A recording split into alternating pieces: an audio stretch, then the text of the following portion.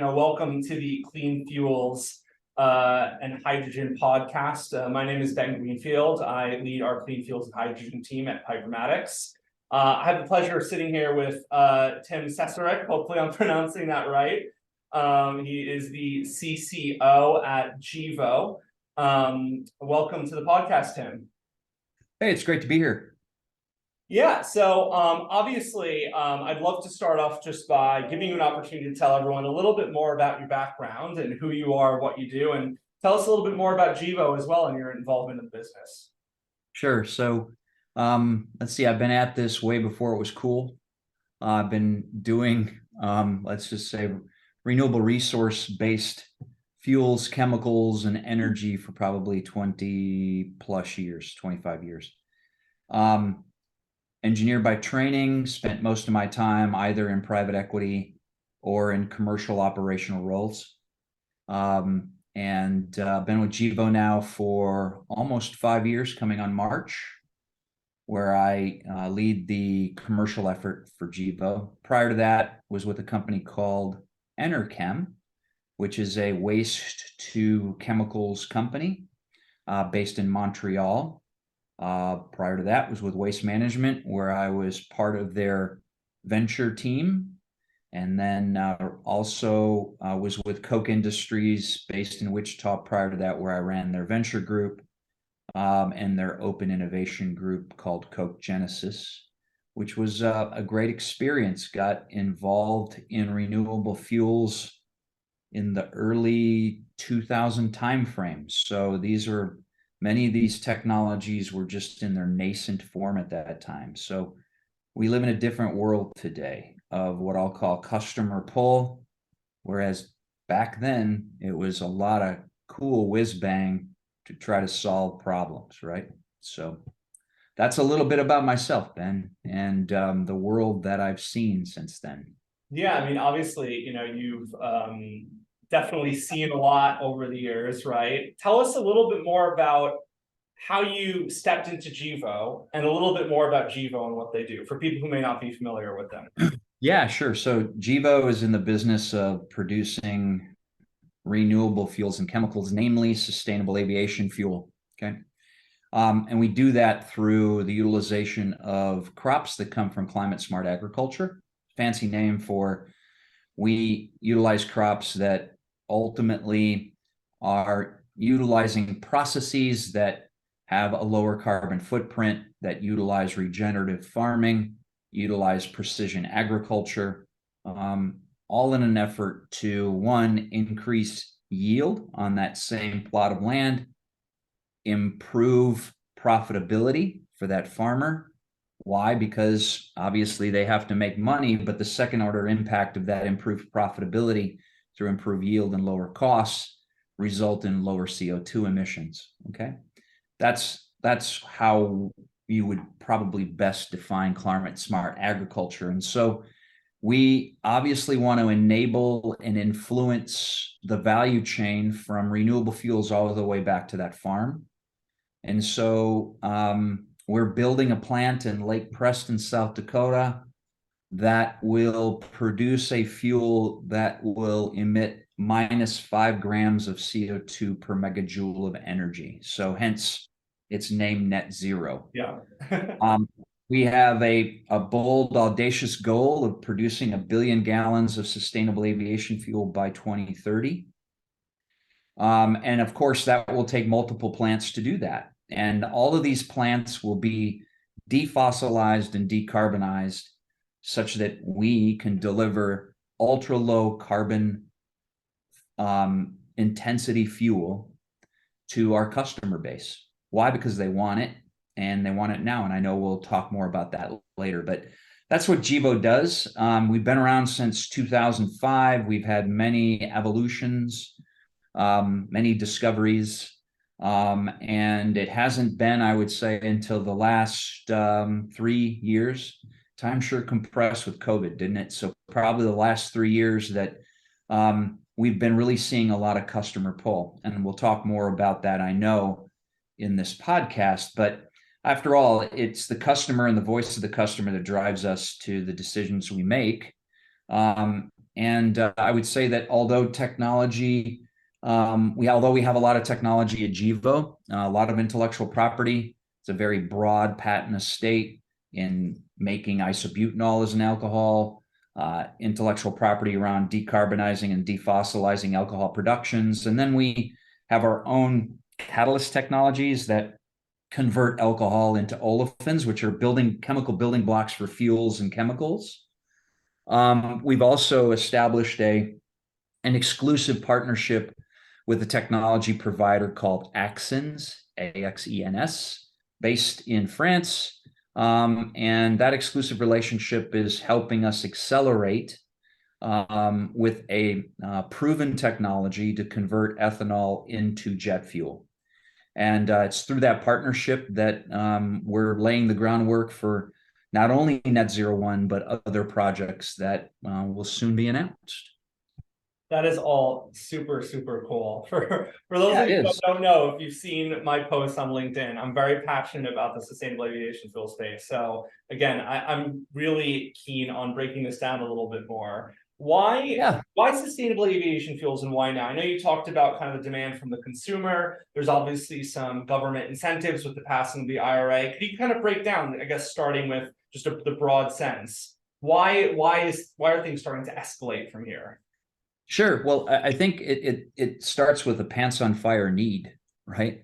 If you talk to the customers of Delta, the customers of American Airlines, they're all being measured by their ability to lower their carbon footprint, right? So in the end, they have to measure their Scope 1 and Scope 3 emissions.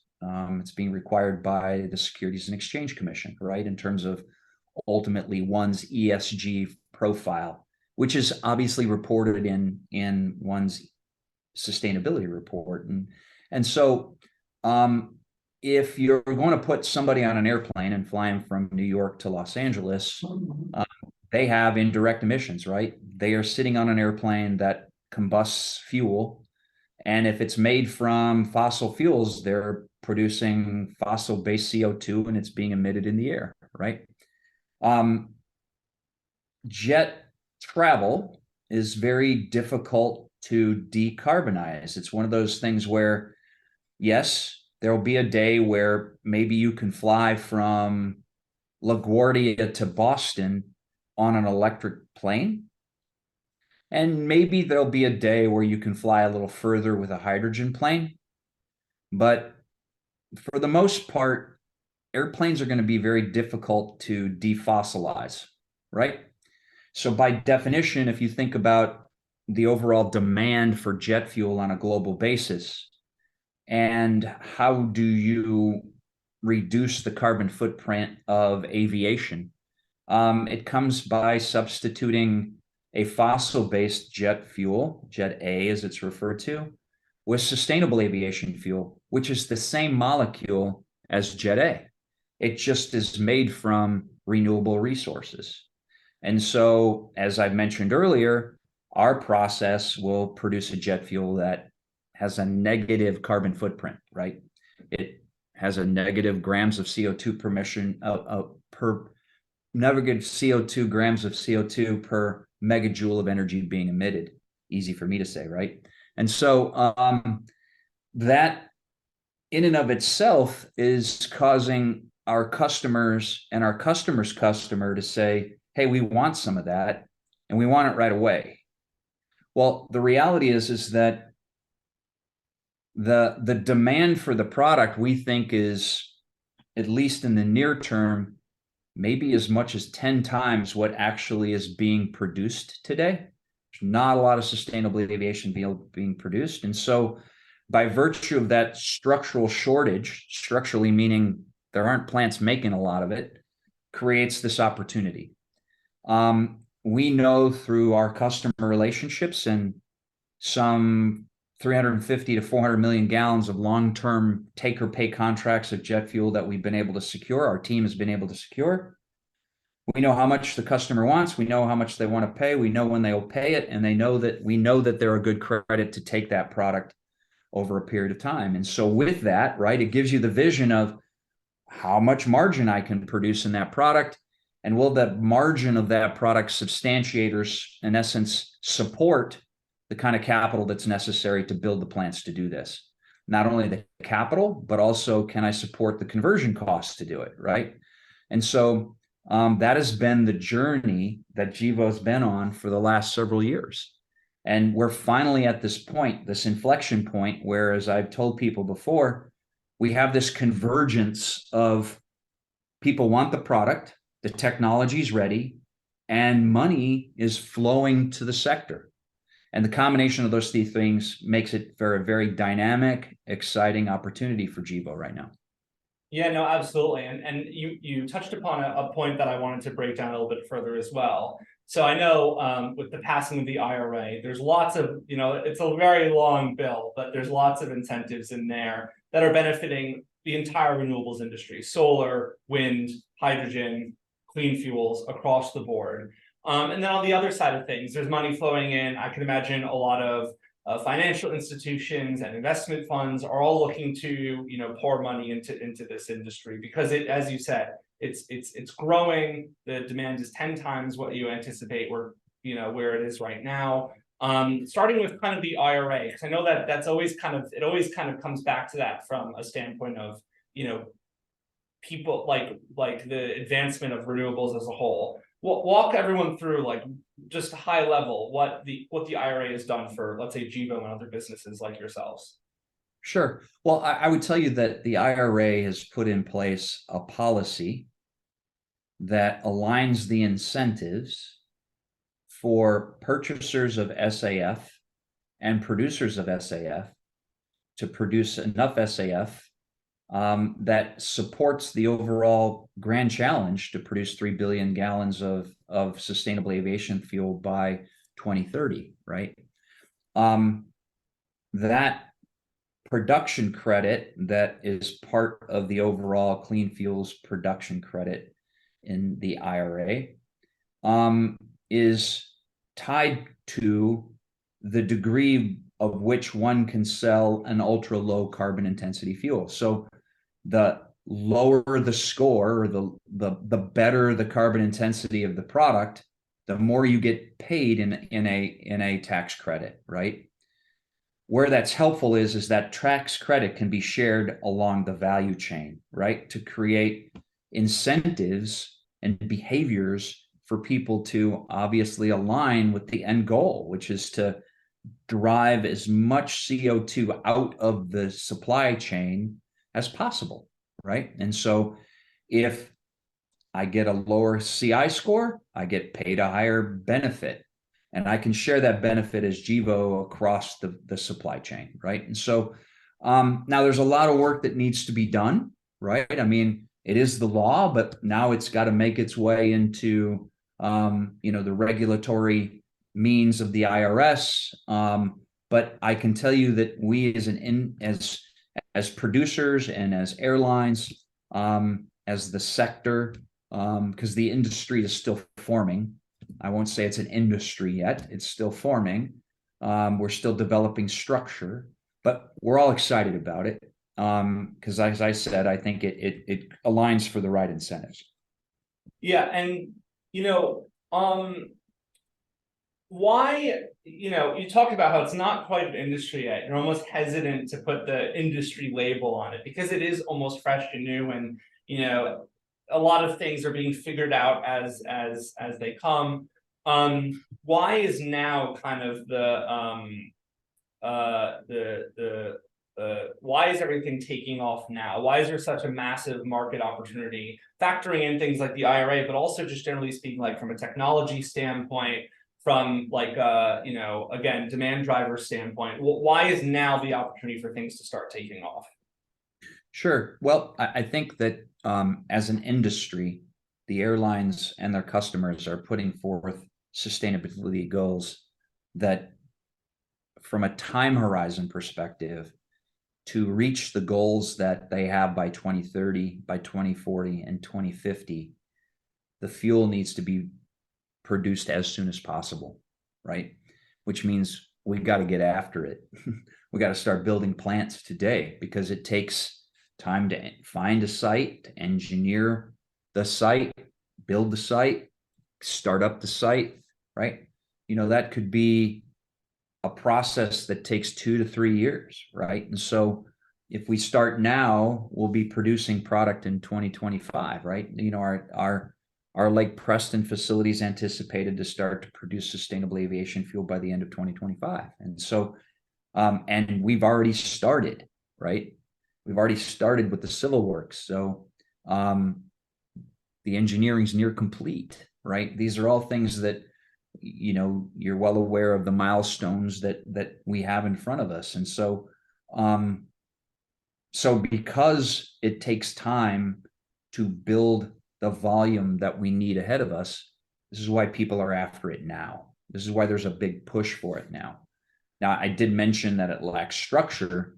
Look, I mean, the reality is that there are many folks out there in this race to build SAF, to produce SAF, right? Which is cool. It's great. Keeps us all very focused, right? And so, but you know what? Not all these plants are going to get built, right? Maybe there are 25 to 30 plants globally that have been announced. Not all of them are going to get built. Gevos will get built, but not all of them are going to get built. And so when we look at that, right, you have to recognize that where is this all going to settle out? We believe that from an industry structure perspective, we have the lowest cash cost production, right? And so that's important in an industry structure. Where do you sit relative to your supply and your cash cost compared to the next best alternative, right? And so, and as you know, there are multiple ways of being able to produce sustainable aviation fuel. You can produce it from carbohydrates and alcohols like we do, or you can produce it from soybeans and waste oils, right?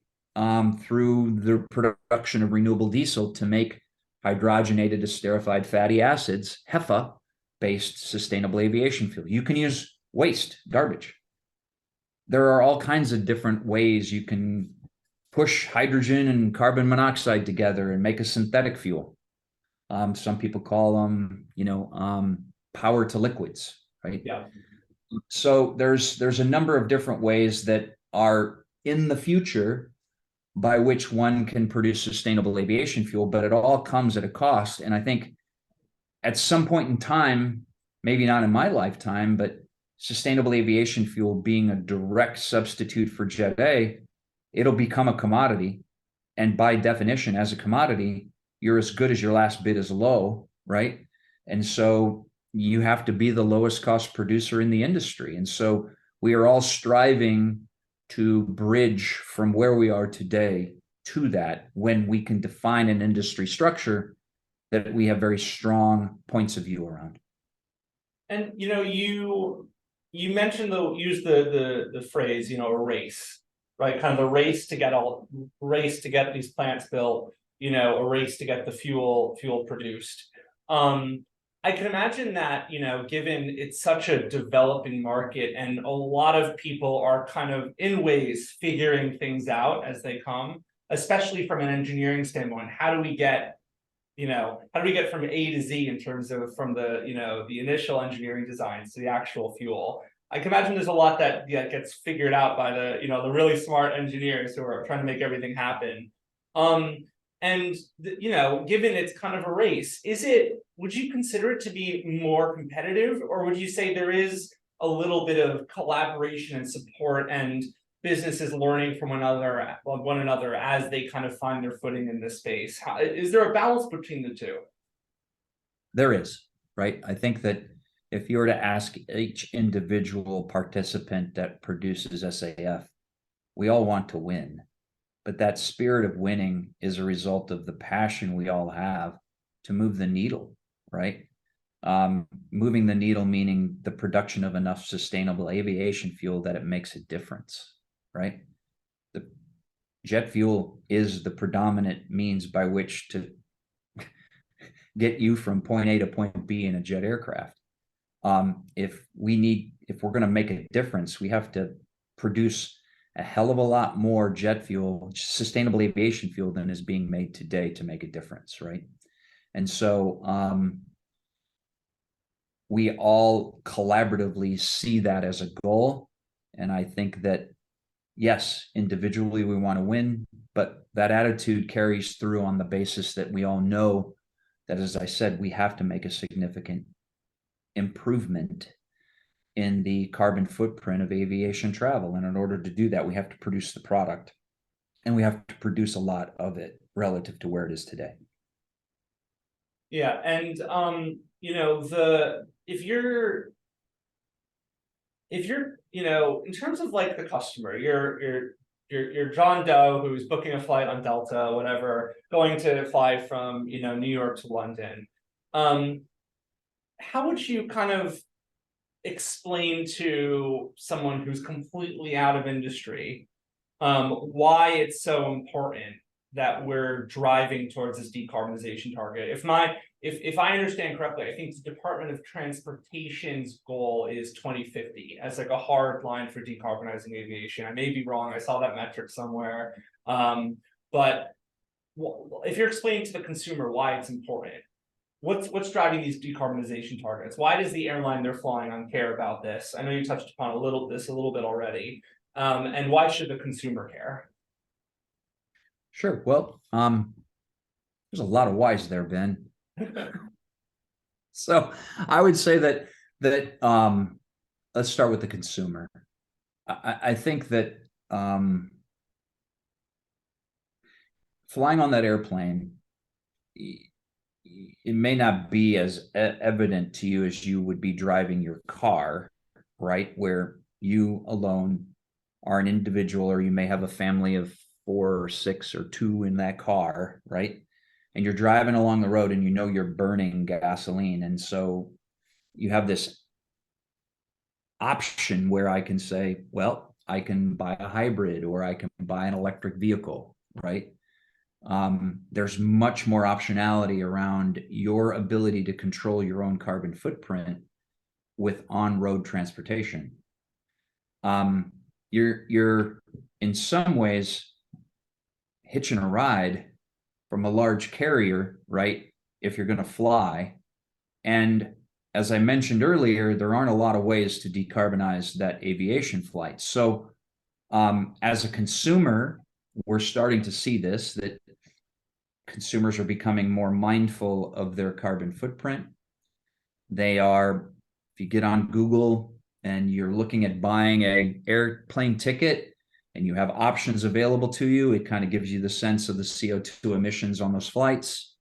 So information is starting to make its way into that decision. It's new, it's coming, but it's not automatic. Some air carriers, some airlines are allowing that consumer to make a decision as to whether they want sustainable aviation fuel on that flight. That's a tricky value proposition, however, when you don't have a lot of sustainable aviation fuel from which that consumer can pick from, right? So we have to be fair and conscientious of the fact that, you know, we can't be selling the consumer the sleeves out of our vest.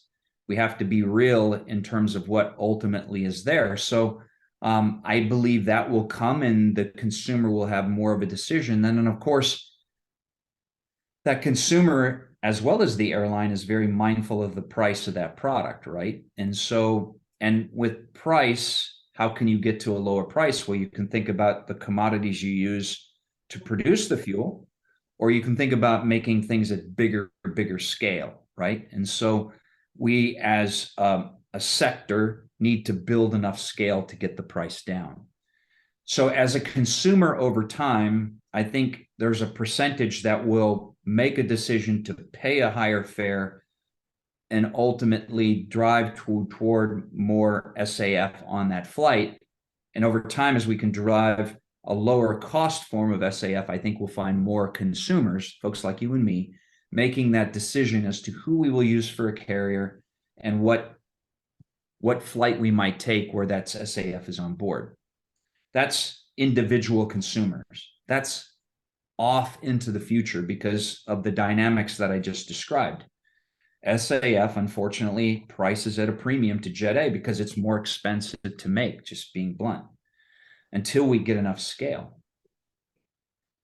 Then, of course, there's those business to business consumers that have considerable leverage, right? An example, right? Your firm, right? It's people intensive, right?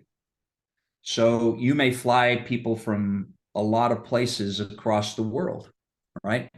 And so your primary emissions are putting people on an airplane and flying them or transporting them from one place to the next. And so to the extent that you have people investing in you or making decisions as to whether to use your firm versus somebody else's because you're being more cognizant of your ESG profile, people are starting to make decisions based on that, right? And so if you can show that your LCA is better than your closest competitor, you might find folks that select you, right? And so then you have a decision on how to enable that. How do I make that happen, right? Well, as a firm, you may turn to your traditional air carriers and say, I want you to use SAF, or I will use another air carrier. And I, as a firm, am willing to consider paying a premium for that, those blocks of seats that I will buy from you. This is the root of what is happening in the aviation industry, right? To me, you've heard the old adage, you got to follow the money, right? And so that pull is happening from just people who are voting with their pocketbooks for the aviation industry to do the right thing. And in turn, the aviation industry has been very vocal and public and serious about doing the right thing as it relates to lowering emissions. I can go on for hours on this, but please. No, I'm sure, and I love the overview there. Talk to me a little bit about the distinctions between the development of the SAF market in, let's say, the US or North America versus Europe and so on and so forth, and how does policy and things of that nature, how is that driving the development of the markets and continent to continent? Sure. Well, I would say where you have a very fungible, predictable policy environment to lower CO2 is where you will find most investment, right, in that infrastructure. Where you have no policy, no predictability, is where you'll find zero, right? And so, and then I will parse that in the manner of, well, let's talk about policy. People have heard me say this before. I think North America, Canada, and the US, through its low carbon fuel standards, through the renewable fuel standard, both regionally and federally, through tax incentives, I would say that Canada and the US have set up probably some of the most fungible, transparent system with a carrot to bring investment in these regions. I contrast that bluntly with the EU, where you have a stick, where you're mandated to make a change. And not only is there a mandate to reduce CO2, you can only use so many feedstocks from which to make SAF, right? So you in essence have double biased a decision for industry to invest in that area, right? And by virtue of having a limited set of resources by which to utilize as feedstocks, you now create a comparative disadvantage relative to the economic cost of producing SAF in, say, Europe in comparison to the US, where I won't say you're completely agnostic to the feedstocks being utilized, but the carbon intensity of which the means of the goal is, right? I want to lower CO2. So the means to that end is lower CO2. It's not lower CO2, but I can only use these feedstocks, if you follow what I'm saying, right? And so the goal is much more transparent. It's much more, how do I want to say, clear and straightforward in the US to be able to do that. And so, yeah, policy can bias decisions on where people make investment, right? Because whether you think about it or not, the means by which to bridge the price of SAF today with Jet A today is primarily through transparent carbon markets and monetization of that CO2 reduction in a very fungible manner, right? Such that whether I'm Delta or whether I'm the farmer, I have the ability to know what I'm going to see in terms of price, cash, from that carbon market, because every day I can look at the market and say, aha, this is what carbon is trading for in California today. This is what the credit I would receive under the federal program is today, right? And so it's very transparent, very fungible. Yeah, and I'd like to move on to some of the challenges. So we talked about all the reasons why this is going to be such a big market. We've talked about all the things that are driving everything forward. I'd love to just start with, from a technological standpoint, whether it be in the past, or looking forward in the future. Starting there, what are some of the big technological challenges that we're going to be facing to get to scale with sustainable aviation fuels?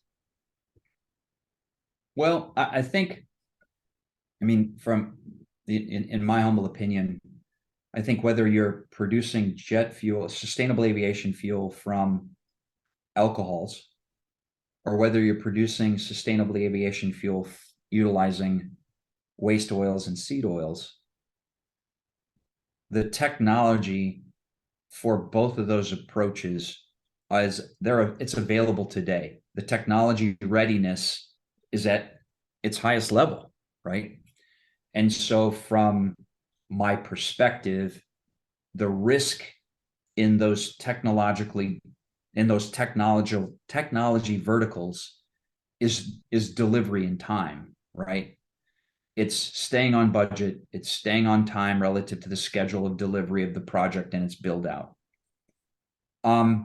As you move further away from those benchmarks, you're going to find that you have scale risk where the technology works, but it hasn't worked at the kind of scale that's necessary to be competitive, right?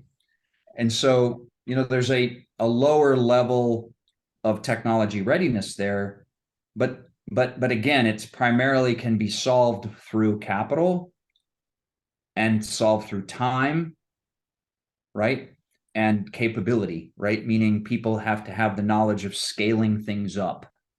And depending upon the technology, that could be more difficult than other technologies, just being blunt, right? And so, I think the way to think about it is the first line of production at scale is going to be through alcohol to jet and HEFA-based jet, followed by, say, and I'm not trying to bias or pick in any particular order, it's just what comes to front of mind, followed likely by, gasification processes or other thermochemical processes like pyrolysis, right? Followed by, let's say, power to liquids, right? Which is a technology which is further off right now. Yes, there are other approaches. I'm not trying to, short anybody in all of this, but I would say that there are other approaches to getting there. But in principle, that's kind of how we have to think about this, which is over time, as technologies become more proven, of course, there will be others out there making sustainable aviation fuel. So from a constraint perspective, that's kind of how I think about it. Time is not our friend right now, right? And so time is a constraint. I'm being, boy, is that high? That's high thinking, isn't it? Yeah. Time is a constraint in the sense that it's just a matter of time before people will utilize these proven technologies to build them up at scale, right? And then, of course, depending upon where you sit capital can be a constraint, right? There are a number of renewable diesel plants that are sitting in California that are well funded and well financed by folks like Marathon and P66, for example. They've got good partners, and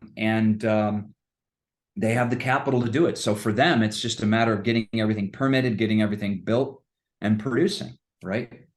And then, of course, navigating the price setting mechanism of selling renewable diesel in the market or selling sustainable aviation fuel, because it's an incremental process to make sustainable aviation fuel from renewable diesel. And then, Gevo, us, right? It's getting Lake Preston financed, it's getting it built, and then multiple other sites on top of that, which of course takes time, right? And money, right? And so that said, I will say that I would say the financial markets, despite higher interest rates, they're very keen to invest in the sector. And so that too, I expect to come to fruition, right? Then I think let's put ourselves in a state of people are ready, starting to get ready to produce. I think we need to be mindful of what is the distribution network, right? Right now, there is a blending criteria of sustainable aviation fuel into jet fuel, which is limited by the ASTM, at least on alcohol to jet, for up to 50% blend, right? So that means somewhere in the process, you've got to have Jet A and you've got to have neat sustainable aviation fuel. Where you do the blending is the question at hand.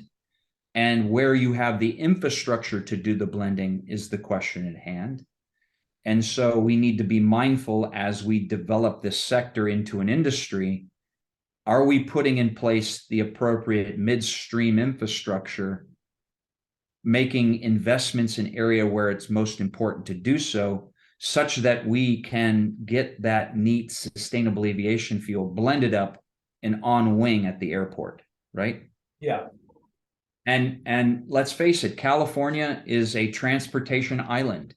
It's rail in or it's water in. There are no pipelines into California, right? So it's not like producing Jet A in the Gulf Coast today and putting it in the Colonial Pipeline and getting it into Linden, New Jersey, such that it gets disseminated into LaGuardia, into Newark, et cetera, right? That's an extremely efficient means by which to move products from the Houston Gulf Coast or from the lower river Gulf Coast, right? And so exceptionally efficient. It's a lot different getting it into California. I got to go through the Panama Canal, or I got to bring it in through rail, or I bring it in from Canada by boat, right? And so these are all things that the next phase of our effort, starting sooner than later, we need to be mindful of that midstream infrastructure. And then I would say that in the end, a constraint is, I'll call it the 7 versions of the truth on how one counts carbon, right? It's the model du jour, right? And when in reality, Argonne Greet should be the model. It's the most scientific. It's the most agnostic. It's driven by science all the time, as opposed to science and then, I think I'm going to bias that based upon a point of view that I have around how I want to manage policy of the utilization of a feedstock, for example, right? And so we as a sector needs to start to center in on what are our goals? Are our goals to lower CO2? And then what are the best models to do that?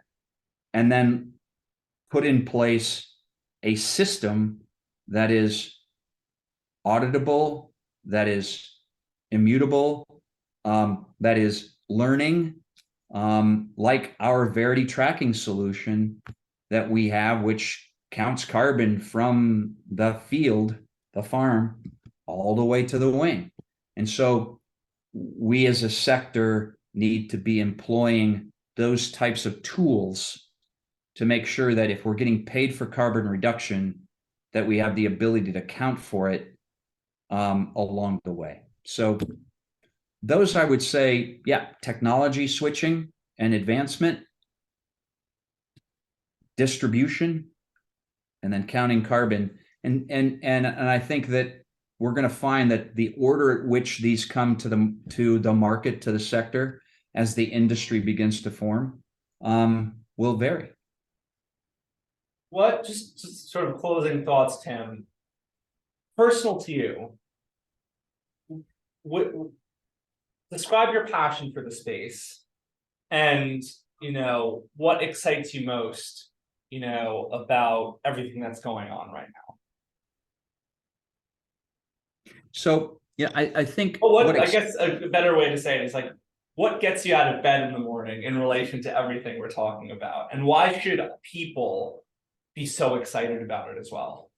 Sure. No, I think well, the first thing is that regardless of your point of view around climate change, right? If there's, let's just put it simply, if there's a 10% chance that putting fossil-based CO2 into the air at a rate at which we're not able to uptake that CO2 from a sink is changing the temperature of the earth, changing life in the ocean, changing the way we live or could live in the future, if there's a 10% chance that it could impact my grandkids and their kids and their grandkids, and I have the ability as an individual to do something about it, that's what gets me up in the morning, right? In addition to that, I would say everyone that's part of the Gevo team, and I've used this phrase, we're on a crusade, man, right? And crusades, they're hard, right? They can be bloody, right? There's a lot of sweat, and but that's what's fun about it, because when you embark upon that journey, on that crusade, and you get something done, right? I can remember the first contract that our team got. It was like this huge win. It was huge for us, right? And that's passionate because people see the vision, and that translates into a long-term contract, right? And every day our engineering team and our execution team is building something, right? They see the tangible benefit of iron and concrete, being put into the ground for what will be net zero one in the future, right? And the team that we have that's out there looking for the next site, right? To go do the same thing all over again, right? The team that's really trying to influence policy in a way that matters, as I discussed earlier, providing predictability, providing fungibility, providing transparency, making those differences, it all comes together. And when that all comes together, that's exciting, right? And that's what gets me up every day. That is amazing, Tim. I personally couldn't have put it better myself. Really appreciate you joining me here, Tim, today. This has been magnificent. Thank you.